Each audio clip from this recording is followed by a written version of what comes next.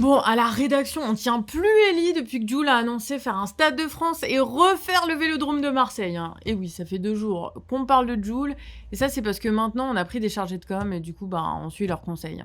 Ou pas, mais vous pouvez pas savoir, vous êtes pas dans les arcanes du canard. Bonjour à toutes et à tous, on est le mercredi 17 avril et vous regardez l'actu réfractaire. Et pensez à vous abonner. Alors aujourd'hui, on va parler d'une enquête du Monde sur les usines d'armement en France. Le complexe militaro-industriel en France, c'est 210 000 emplois directs et indirects, 4 000 entreprises, dont 5 groupes qui font partie du top 30 mondial. On vous affiche la carte des usines pour les curieux qui ne savent pas quoi faire de leur week-end parce qu'on est sympa. Grâce à la guerre en Ukraine, l'État a filé 20 milliards d'euros en 2023 au complexe militaro-industriel par l'intermédiaire de commandes publiques. Parce que faut dire, il y a de quoi, contrairement à tous les autres budgets, l'enveloppe pour la guerre est en hausse. 48 milliards pour 2022, le plus grand d'Europe. Alors l'article cite les références d'armes et des entreprises, si ça vous botte, c'est en description, mais ce qu'il faut comprendre, c'est que toutes les entreprises d'armement profitent de commandes publiques et de subventions pour accélérer et augmenter leur production. Et cela concerne essentiellement du matériel lourd et de haute technologie. Et pour ce faire, l'État a plusieurs stratégies. Déjà financer des entreprises qui ont envie d'ouvrir des usines en Ukraine, ou alors augmenter la production en France. L'usine de Ranco en Dordogne, par exemple, a relocalisé des lignes de production pour ses poudres explosives. Et grâce aux actions et à l'argent de l'État, le site sera opérationnel 2 ans après son annonce de relocalisation, alors que normalement il en faut au moins 5. En tout, une vingtaine de projets de la sorte sont soutenus directement par l'État. L'article cite d'autres exemples de grands groupes financés par l'État qui vont doubler leur production de drones, de mines ou d'obus de guerre, comme l'entreprise Aresia. Ce qui limite aujourd'hui la production, c'est le manque de main-d'œuvre, la pénurie de composants stratégiques et le manque de matières premières. Ce qui a poussé le ministre des Armées à évoquer en mars dernier la possible réquisition de travailleurs pour pallier le manque de main-d'œuvre. Il oblige aussi les entreprises de guerre à déclarer leurs priorités de production. L'État devient alors le planificateur de l'industrie de l'armement. Encore une fois, l'État macroniste se montre flexible pour satisfaire les intérêts de la bourgeoisie. Quand il faut déréguler pour assurer le profit du beurre, ils le font. Quand il faut laisser faire pour assurer les profits de Total Energy et de l'agro-industrie, ils laissent faire. Et quand il faut planifier des milliers d'entreprises de guerre via des commandes publiques et des réquisitions, ils le font. D'où le fait qu'ils ne sont ni libéraux ni néolibéraux, ils servent juste les intérêts de la bourgeoisie française d'aujourd'hui. Avant de passer au point abonné, je voulais vous dire un truc. Je sais pas si vous savez, mais vous êtes à peu près 40 000 à regarder ces vidéos. Eh bien, si chacun d'entre vous nous donnait 2 €, on pourrait clôturer notre cagnotte et le canard pourrait repartir pour une saison 5. Donc si ce contenu vous plaît, n'hésitez pas à nous aider. C'est là ou c'est là? Je sais plus. Le lien est là, mais aussi en description. Merci. Alors, Virginie nous a écrit pour nous parler du canal Seine-Nord Europe. Et si toi aussi t'as envie de mettre en avant une actu qui te tient à cœur, eh bien tu peux nous écrire sur actu@lecanardrefractaire.org. Il suffit de quelques sources, des photos et des vidéos si c'est galère d'en trouver, et nous, on se charge du reste. Alors, le canal Seine-Nord Europe, c'est un canal qui va partir de l'Oise jusque Dunkerque pour permettre de relier le nord de Paris à la mer du Nord. Il servira à transporter des marchandises depuis le grand port maritime de Dunkerque vers la capitale. Et à première vue, comme ça, on peut se dire « Trop bien comme projet, ça fait passer les marchandises par l'eau plutôt que par camion, ça va être écolo, tout ça, enfin... » Mais en fait, c'est pas si simple, parce que déjà, creuser un canal, ça flingue la biodiversité, mais surtout, il y a plusieurs études qui ont montré que le canal ne va pas faire baisser le nombre de camions, mais de fret ferroviaire, alors même que le fret ferroviaire pollue moins que le transport fluvial et coûte moins cher, puisqu'il n'y a pas de péage ferroviaire. En plus, le canal va nécessiter une retenue d'eau de 14 millions de mètres cubes, ce qui est énorme quand même, quand le bassin parisien nord souffre chaque été de sécheresse.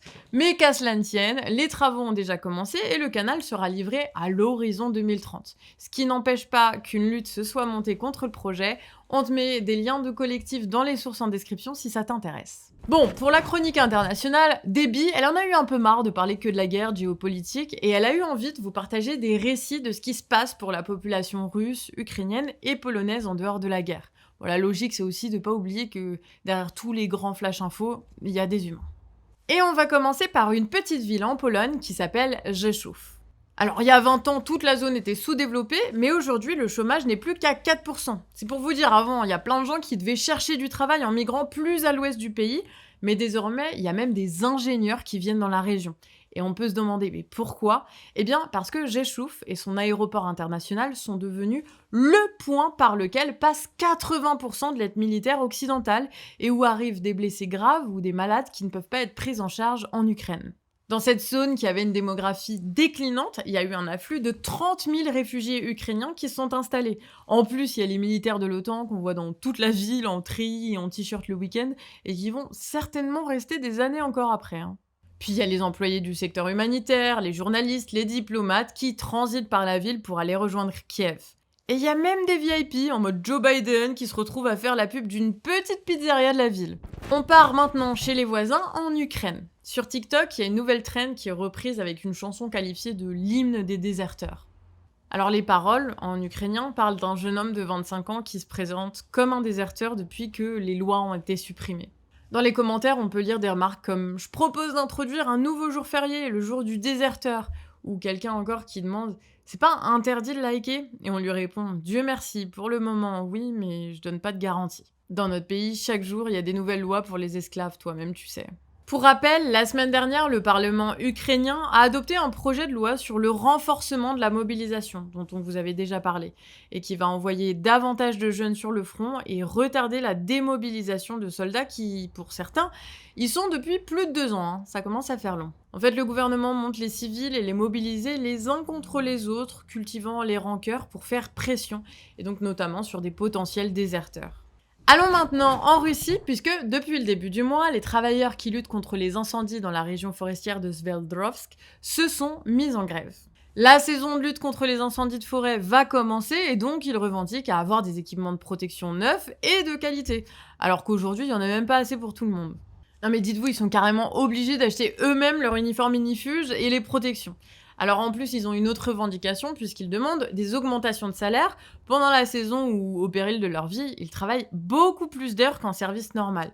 Et selon l'un des parachutistes de la brigade, ça fait plusieurs années qu'ils informent la direction de leur situation, mais qu'elle refuse de répondre à leurs attentes. Surtout depuis le début de la guerre où évidemment, les autorités ont d'autres priorités.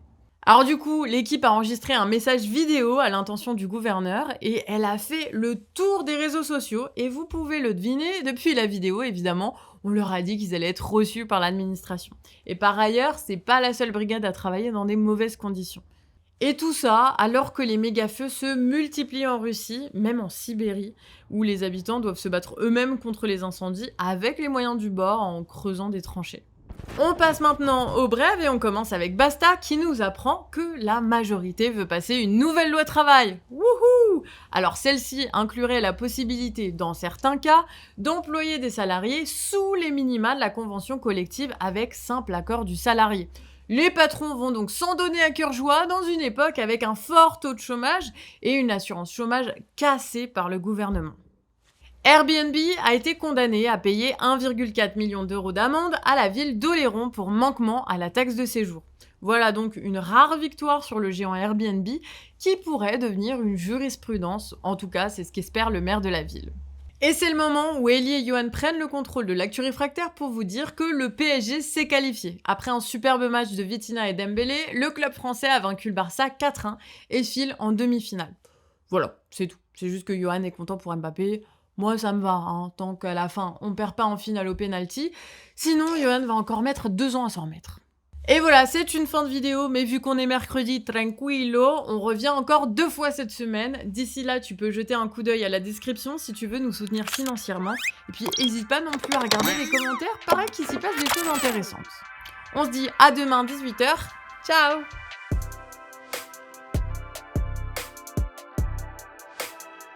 Quack.